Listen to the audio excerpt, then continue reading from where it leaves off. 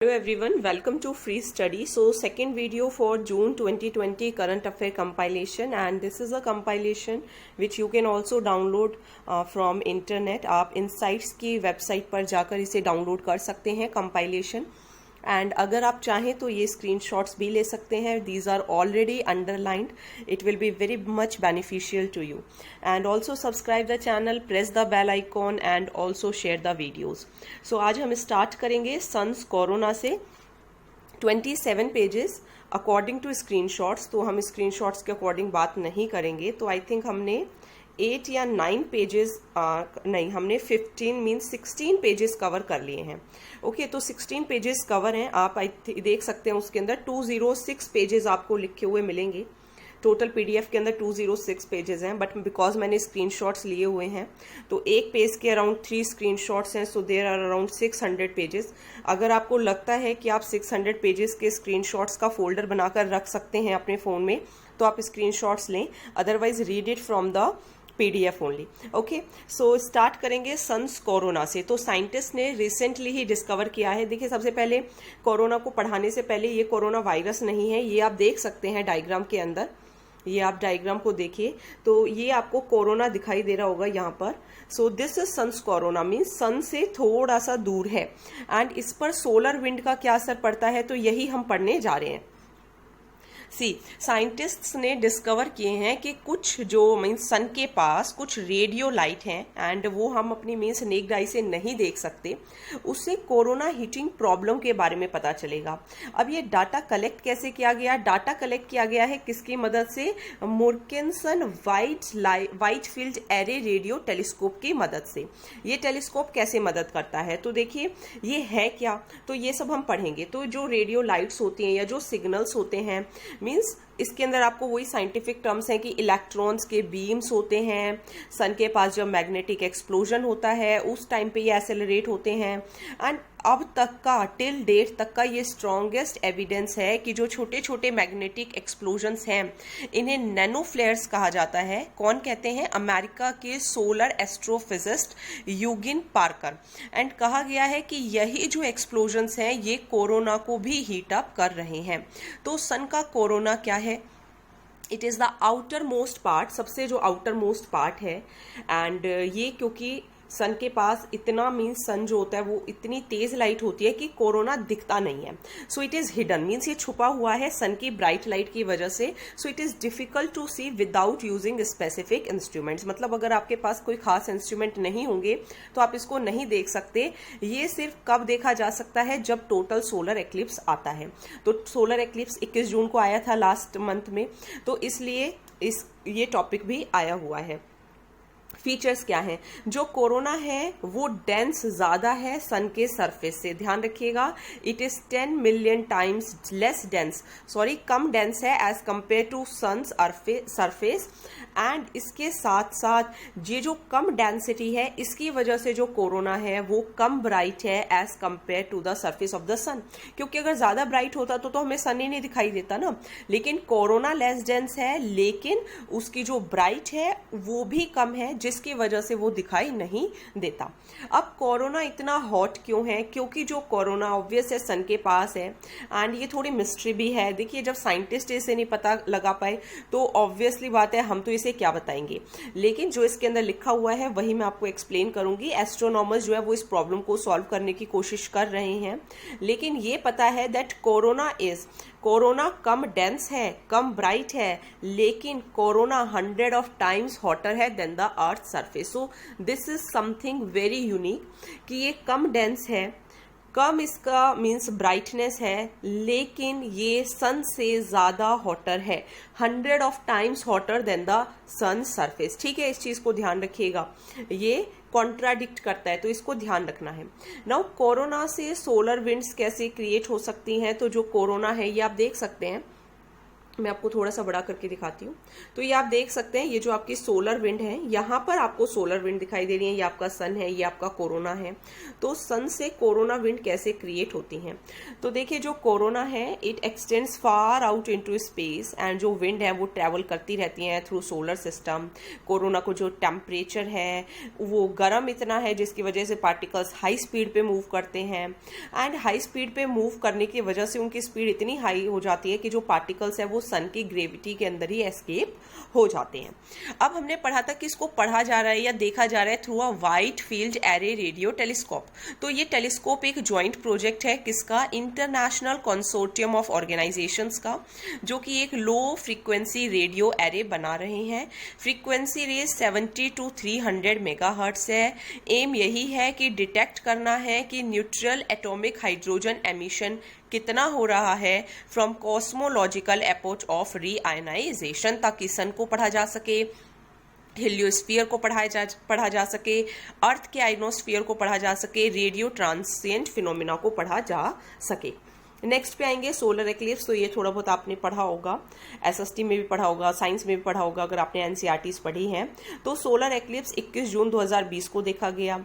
ये rear annual eclipse था जो कि साल में या 2 साल में एक बार होता है, एंड इस दिन नॉर्दर्न हेमिस्फीयर में लॉन्गेस्ट डे भी होता है, समर सॉल्स्टाइस जिसे कहते हैं। तो सोलर एक्लिप्स एक नेचुरल इवेंट है जहाँ पे जो मून है वो अर्थ एंड सन के बीच में आ जाता है, जिस प्रोसेस को ऑक्यूल्टेशन भी कहते हैं। एंड ये न्यू मून के टाइम पे होता है। मून की जो शेडो होती है वो 2 पार्ट्स में, अभी मैं आपको डायग्राम में दिखाऊंगी, that is dark umbra and lighter penumbra. तो ये अकर करती हैं, एंड जो if the moon was only slightly closer to earth and orbit in the same plane, next page पे आपको बताया गया है, तो we would see eclipses each month. मतलब अगर आपका जो मून है वो थोड़ा सा और क्लोज होता अर्थ के एंड सेम प्लेन पर ही ऑर्बिट करता रहता है, एंड ऑर्बिट सर्कुलर होता है, क्योंकि ऑर्बिट सर्कुलर तो है नहीं, इट इज एलिप्टिकल। ये तो हमें पता है ना कि बिल्कुल गोल नहीं है, इट इज एलिप्टिकल, ऐसी शेप है मूवमेंट की। तो अगर ये बिल्कुल गोल होता, अर्थ के थोड़ा और पास होता, तो हो सकता है हम एक्लिप्स जो है वो हर महीने देख पाते, लेकिन अब हम हर महीने नहीं, साल में या 2 साल में एक बार ही देख पाते हैं। अब थोड़ा देखिए ये अम्ब्रा एंड पेनम्ब्रा क्या है। तो यहाँ पे आप देख सकते हैं, ये देखिए ये मून है, मून की जो शेड मतलब सन का जो लाइट है वो इस एरिया पर नहीं गिर पा रहा है, ठीक है, इसको कहते हैं umbra. Okay, what is this umbra? की यहाँ पर बिल्कुल ही अंधेरा हो जाएगा, एंड यहाँ पर अगर आप देखेंगे तो थोड़ा थोड़ा अंधेरा होगा, दैट इज पेनम्ब्रा। तो जो पर्सन इस अर्थ के सरफेस पे होगा तो वो सोलर एक्लिप्स के दिन बिल्कुल मतलब एक तरीके से बिल्कुल डार्कनेस देखेगा अर्थ पर। जो यहाँ पर होगा वो हल्की सी लाइट देखेगा, एंड जो यहाँ पर है उनको कोई भी फर्क नहीं पड़ेगा। आई होप समझ में आ गया होगा। अब देखिए ये आप 3 डायग्राम देखिए, this is total, this is annular and this is partial. Total में क्या है, बिल्कुल ही छिप गया है। पार्शियल के अंदर आपको एक रिंग दिखाई देगी, एंड इसके अंदर तो आपको थोड़ा सा दिखाई दे रहा है, so this is the difference. तो टोटल सोलर एक्लिप्स, ये जो टोटल सोलर एक्लिप्स है तो बिल्कुल कंप्लीटली ब्लॉक्ड कर दिया है। टोटल सोलर एक्लिप्स के अंदर जो नैरोएस्ट पार्ट है is the zone of totality, मतलब बिल्कुल ही zone of totality, and this is also called Baily's beads. तो ये भी ध्यान रखिएगा, इसका नाम इसको बेलीज बीड्स भी कहते हैं। एन्यूलर, यहाँ पे आपको हल्की सी एक रिंग दिखाई देगी, and it is too small, कि जो ब्राइट रिंग जो होती है सनलाइट की वो शाइन करती हुई दिखाई देती है। एंड पार्शियल के अंदर दैट इज पेनम्ब्रा, एंड जो लाइटर पार्ट है आपको थोड़ा सा जो अर्थ है वो दिखाई देगा, सन का जो हल्का सा हिस्सा है वो दिखाई देगा, मतलब मून उसको पूरे तरीके से नहीं ढकेगा। तो आपकी लोकेशन पर डिपेंड करते हैं, अगेन जैसे मैंने आपको बताया कि आप कहाँ पर हैं अर्थ के। तो अगर आप अर्थ के अम्ब्रा एरिया में हैं तो आप बिल्कुल डार्कनेस देखेंगे, पेनम्ब्रा में हैं तो थोड़ी डार्कनेस देखेंगे, एंड अगर उस एरिया में नहीं है then you will see the complete brightness. Now why do earthquakes happen in Mizoram? Mizoram के अंदर अर्थक्वेक्स क्यों आ रहे हैं? तो एक मीडियम इंटेंसिटी अर्थक्वेक आया 5.1 मैग्नीट्यूड का मिजोरम के अंदर, मेघालय के अंदर, मणिपुर, नॉर्थ ईस्ट स्टेट्स में 21 जून को ही देखा गया, एंड 21 जून को ही समर सॉल्स्टाइस था। तो मिजोरम एंड त्रिपुरा इतने वल्नरेबल क्यों हैं? तो क्योंकि अगर हम seismic hazard map of India देखेंगे, देखिए जो ब्लैक पॉइंट से जो ब्लैक ऑलरेडी हाईलाइटेड है, जो मैंने अंडरलाइन किए हैं, बस आपको वही पॉइंट्स पढ़ने हैं। These are almost complete. And ऐसा नहीं, और मैं आपको समझा तो रही हूँ, तो अगर आप चाहें तो स्क्रीनशॉट्स एक बार लेकर देखें, अगर आपको बेनिफिशियल लगता है, जैसे एक दो वीडियोस के लेकर देखें एंड कंपैरिजन भी करके देखें कि हाँ कोई पेज रह तो नहीं गया है। वैसे तो नहीं रहा है क्योंकि मैंने सभी पेजेस के 3-3 स्क्रीनशॉट्स लिए हैं, लेकिन अगर फिर भी आपको लगता है कि कोई पेज रह गया है तो वो भी आप कमेंट सेक्शन के अंदर लिखें। वैसे नहीं रहा है, ठीक है। तो इसके साथ साथ अगर आप एक दो वीडियो सुनने के बाद अगर आपको फ़ायदा लगता है कि हाँ स्क्रीनशॉट से हमें फ़ायदा हो रहा है एंड ऑलरेडी आपको हाईलाइटेड लाइंस मिल रही हैं, सो ये बहुत बेनिफिशियल है। एंड अगर आप ये वाले थोड़े मीन्स अंडरलाइन देखेंगे ना तो ये थोड़े मतलब मोटे हैं, लेकिन जो नेक्स्ट पेजेस आएंगे वो थोड़े और मीन्स पतले हैं, तो उसकी जो थिकनेस है वो थोड़ी और कम है, तो आपको और फ़ायदा होगा। तो आप एक दो वीडियोस के स्क्रीनशॉट्स लेकर देख लें एंड फिर देखें कि आपको फ़ायदा हो रहा है कि आप ब्लैक पॉइंट्स, हाईलाइटेड वाले पॉइंट्स पढ़ेंगे, अंडरलाइन वाले पढ़ेंगे, तो हो सकता है आपके जो ये पेजेस हैं जो करंट अफेयर है, एक ही महीने का करंट अफेयर्स मेरी वीडियो सुनने के बाद अगर आप करंट अफेयर 3 घंटे लिखकर बैठ जाइएगा, आपका पूरा जो स्क्रीनशॉट्स है वो कंप्लीट हो जाएंगे पूरे 1 मंथ के। तो I can assure you this. So देखिए, जो सिस्मिक हैजार्ड मैप है इंडिया का, तो उसके अकॉर्डिंग जो दोनों ही स्टेट्स हैं मिजोरम एंड त्रिपुरा, वो जोन वी में लाई करती हैं। मिजोरम के अंदर जो साउदर्न मोस्ट पॉइंट है पूर्वांचल हिमालयन रेंज को बिलोंग करता है, एंड जो फोल्डेड स्ट्रक्चर है मीन्स जो एंटिक्लाइन एंड सिंक्लाइन बनती हैं, उसकी वजह से जो अर्थक्वेक्स है वो जनरली शैलो होते हैं, ज़्यादा डीप में होते हैं। एंड जो डीपर अर्थक्वेक्स हैं, एक इंटरनेशनल बॉर्डर क्योंकि शेयर करते हैं ये म्यांमार के साथ, तो उसको कहते हैं चिन division.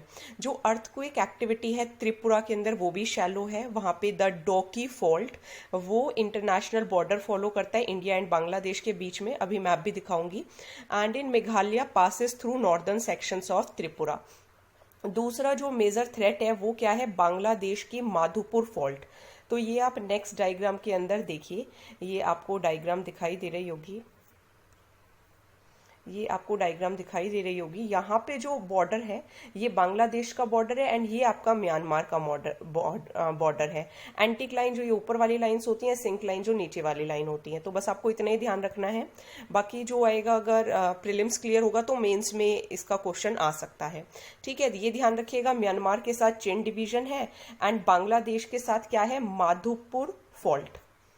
Next, WMO findings on lightning strikes. तो ब्राजील के अंदर सबसे ज्यादा मीन्स जो डिस्टेंस कवर किया है 2018 में, वो कवर किया है 709 किलोमीटर्स का। प्रीवियस रिकॉर्ड जो था वो 321 का ही था, तो देखो बिल्कुल डबल ही हो गया एक तरीके से। ये 2007 में किया था, कहाँ पर, US स्टेट ऑफ ओक्लाहोमा के अंदर। ब्राजील जो है वहाँ पे सबसे ज़्यादा लाइटनिंग आई है वर्ल्ड में, मीन्स हर साल 77.8 मिलियन स्ट्राइक्स आ रही हैं।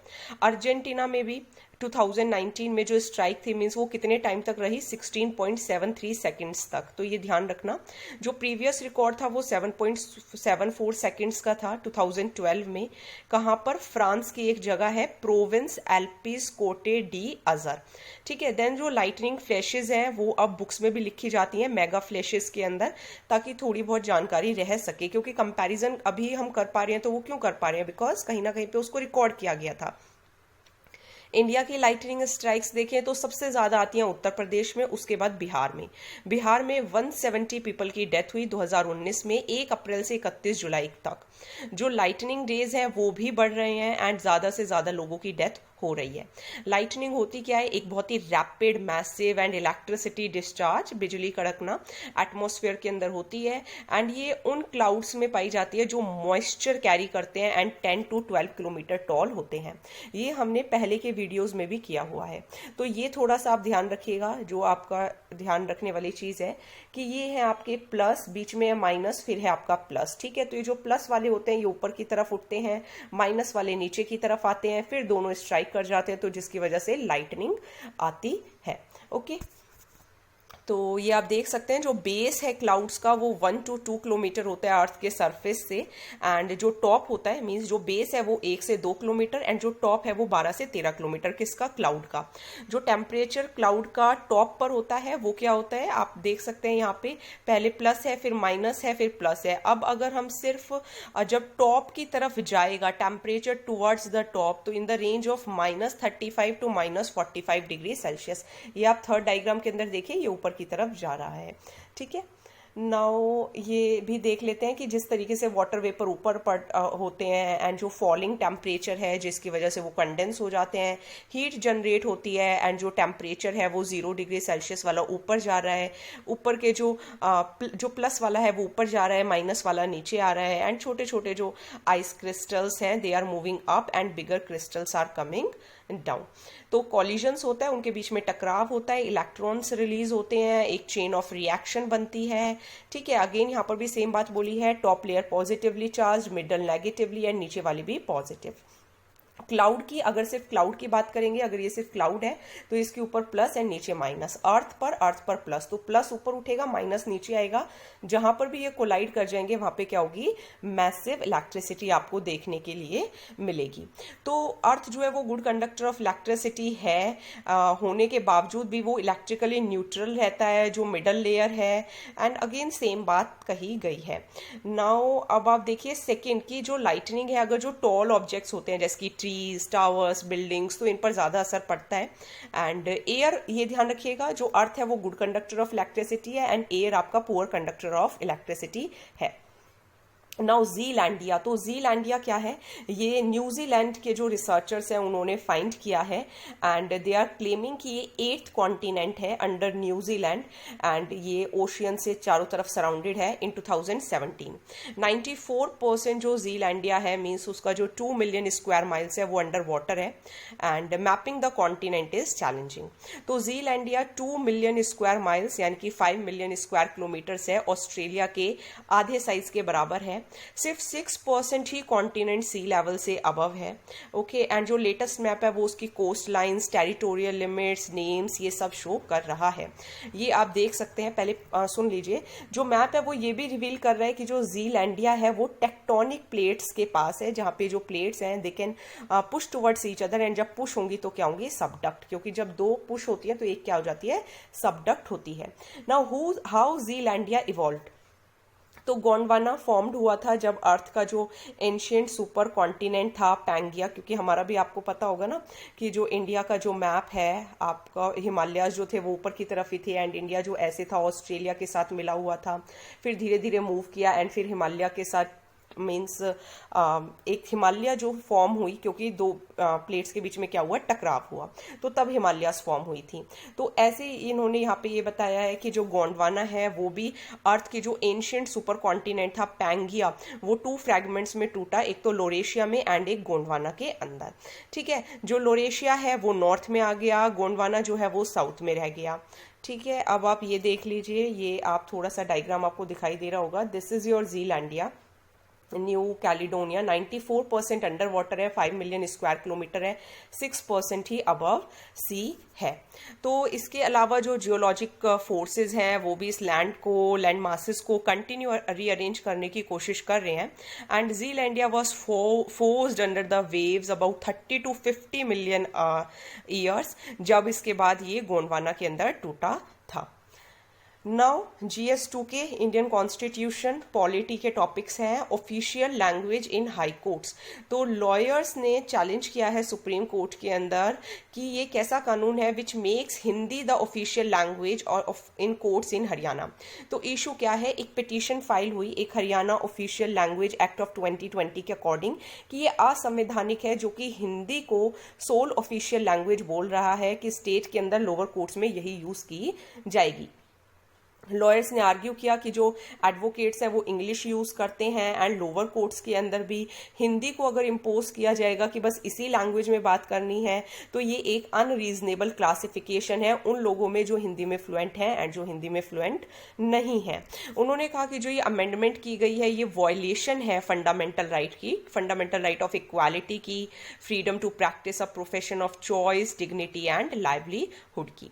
तो कॉन्स्टिट्यूशन में क्या लिखा है? कॉन्स्टिट्यूशन के आर्टिकल 348 सब सेक्शन 1 में लिखा है कि सुप्रीम कोर्ट की जितनी भी प्रोसीडिंग्स होंगी, हाई कोर्ट की जितनी भी होंगी, वो इंग्लिश लैंग्वेज में ही होंगी जब तक पार्लियामेंट किसी कानून के अकॉर्डिंग कुछ और प्रावधान नहीं दे देता।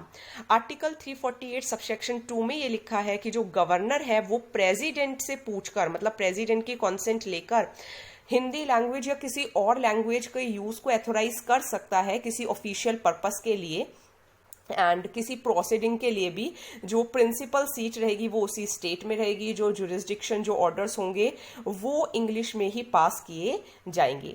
एक सेक्शन 7 याद रखिएगा ऑफिशियल लैंग्वेजेस एक्ट 1963 का, जो कि कहता है कि हिंदी एंड जो हिंदी या कोई ऑफिशियल लैंग्वेज किसी भी स्टेट की, वो प्लस इंग्लिश लैंग्वेज दोनों एथोराइज्ड हैं, किसके परमिशन के साथ? प्रेसिडेंट के कॉन्सेंट के साथ। कौन अलाउ करेगा? गवर्नर अलाउ करेंगे। कहाँ? हाई कोर्ट के अंदर।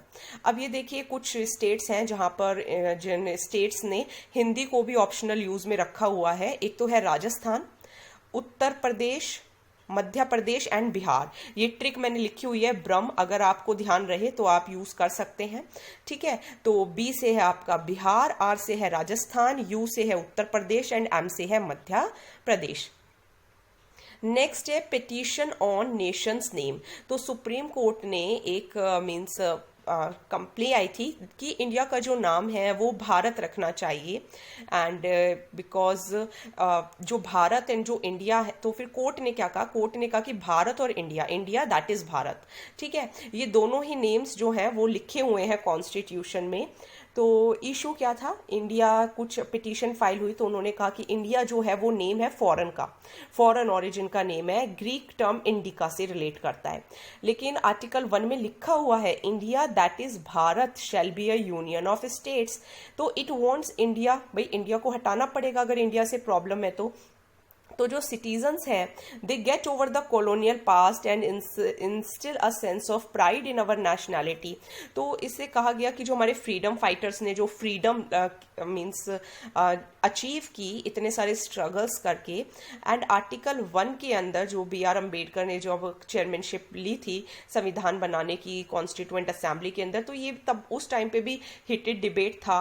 नवंबर 18, 1949 को भी था कि जस्ट 8 डेज कॉन्स्टिट्यूशन से 8 डेज पहले भी कहा गया था कि ये was adopted we the people. तो ये जो प्रॉब्लम है ये काफी टाइम पहले से आ रही है। जो HV कामत थे उन्होंने भी अंबेडकर की जो कमेटी थी उसको ऑब्जेक्ट किया था कि 2 नेम्स क्यों हैं, इंडिया एंड भारत क्यों हैं। जो उन्होंने कहा था कि अमेंडमेंट्स कीजिए, सिर्फ भारत या हिंद ये प्राइमरी नेम होना चाहिए, एंड इंडिया ओनली जो है वो नेम है इंग्लिश के अंदर। सेठ गोविंद दास ने भी कहा था कि इंडिया दैट इज भारत ये कोई ब्यूटीफुल वर्ड्स नहीं है, एंड बल्कि हमें ऐसे लिखना चाहिए Bharat known as India also in foreign countries.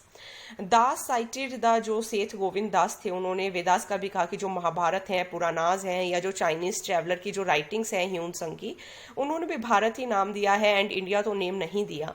Mahatma Gandhi को भी इन्वॉल्व कर लिया था कि कंट्री जो है उन्होंने फ्रीडम जो जीती है वो क्या कह के जीती है कि भारत माता की जय। इसके साथ साथ जो KV राव थे आंध्र प्रदेश, उन्होंने भी कहा कि India being named only as Bharat. MA Ayyangar जो थे मद्रास के, उन्होंने भी कहा कि भारत नाम रखो, भारतवर्ष रखो, हिंदुस्तान। तो ये सब सब्सटीट्यूट्स दिए गए थे, लेकिन एंड में जब राजेंद्र प्रसाद जी ने अमेंडमेंट्स को वोट के लिए डाला तो सभी वोट्स गिर गए एंड आर्टिकल 1 जो है वो ऐसा का ऐसा ही रह गया that India that is Bharat, और डिबेट आज भी कंटिन्यूड है। कॉन्स्टिट्यूशन क्या कहता है कि आर्टिकल 1 ऑफ द कॉन्स्टिट्यूशन के अंदर जो टेरिटरी होगी इंडिया की वो क्या है? अपनी स्टेट्स की, यूनियन की, एंड जो हम एक्वायर कर सकते हैं। जो नेम्स हैं स्टेट्स के, यूनियन के, वो फर्स्ट शेड्यूल में लिखे हुए हैं, एंड 4 शेड्यूल्स थे, part A, part B, part C, part D, जो 4 कैटेगरीज बनाई थी। फिर 7th अमेंडमेंट जब 1956 में हुई थी तो पार्ट A और पार्ट B को अबॉलिश कर दिया गया था, एंड फिर स्टेट्स को रीऑर्गेनाइज किया था लिंग्विस्टिक बेसिस पे। तो वो आपको धर कमेटी एंड सब आप पॉलिटी के चैप्टर में पढ़ सकते हैं। नेक्स्ट हम पढ़ेंगे 10th schedule of the constitution. तो ये भी काफ़ी टाइम से ही न्यूज़ में चल रहा है। तो सुप्रीम कोर्ट ने गोवा असेंबली स्पीकर से पूछा कि जो फाइल मीन्स जो पिटीशन फाइल की है ऑपोजिशन कांग्रेस ने कि 10 लेजिस्लेटर्स की डिस्क्वालिफिकेशन के लिए जिन्होंने बीजेपी ज्वाइन कर लिया है, तो इशू क्या है। जुलाई में लास्ट ईयर में 10 एमएलएस थे एंड उन्होंने means they are purportedly claiming to form a 2/3 of the Indian National Congress decided to merge. Means कि उन्होंने कहा कि क्योंकि 2/3 अगर कर लेते हैं ज्वाइन तो फिर डिफेक्शन नहीं होता ना, तो उन्होंने कहा कि हम 2/3 जो हैं नेशनल कांग्रेस के वो बीजेपी में ज्वाइन होना चाहते हैं।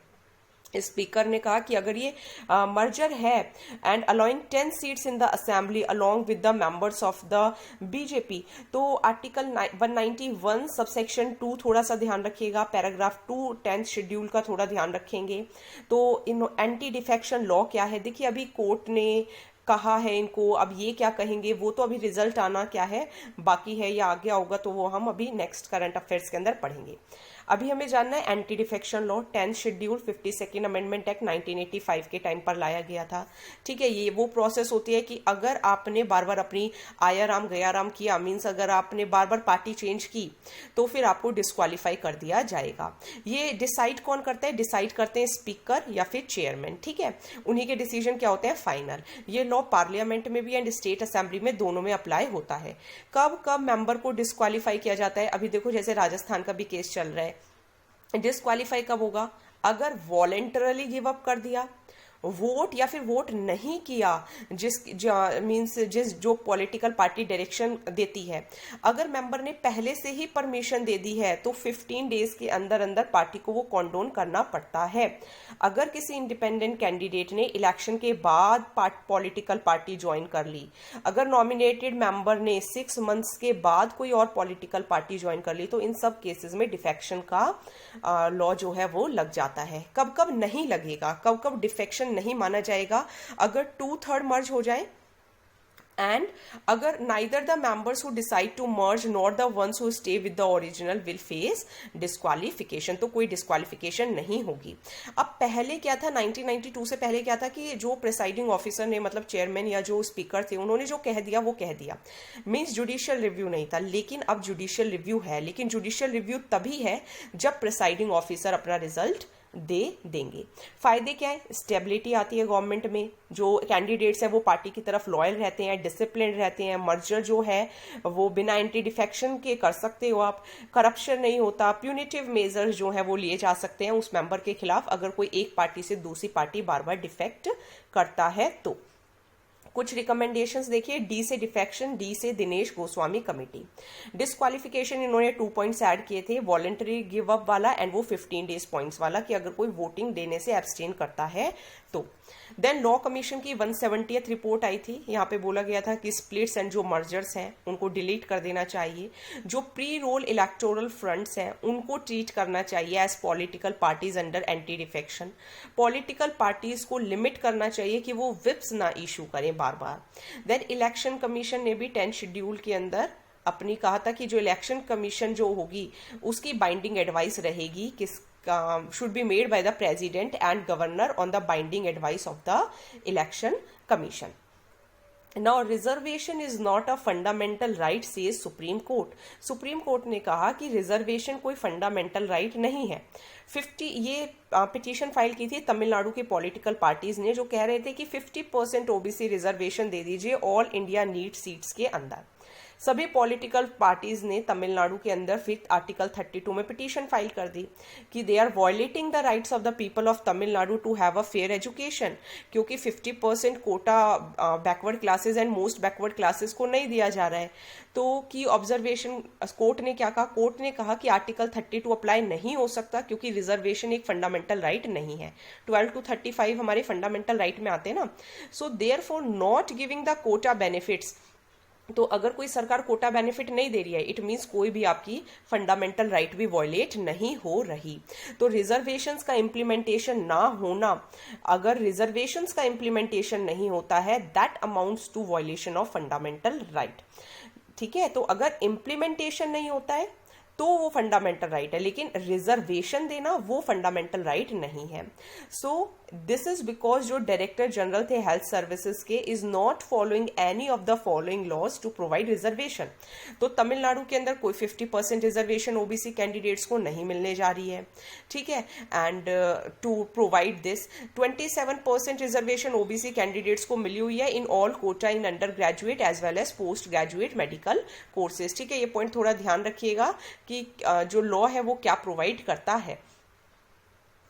देन देखिए 50% रिजर्वेशन इन्होंने दी है, ओके। देन देखिए courts verdict on reservation in promotions. तो फरवरी 1920 में भी सुप्रीम कोर्ट ने कहा था कि फंडामेंटल राइट नहीं है कि आप रिजर्वेशन मांगेंगे पब्लिक जॉब्स में, एंड कोई कोर्ट स्टेट गवर्नमेंट कोई ऑर्डर भी नहीं दे सकती।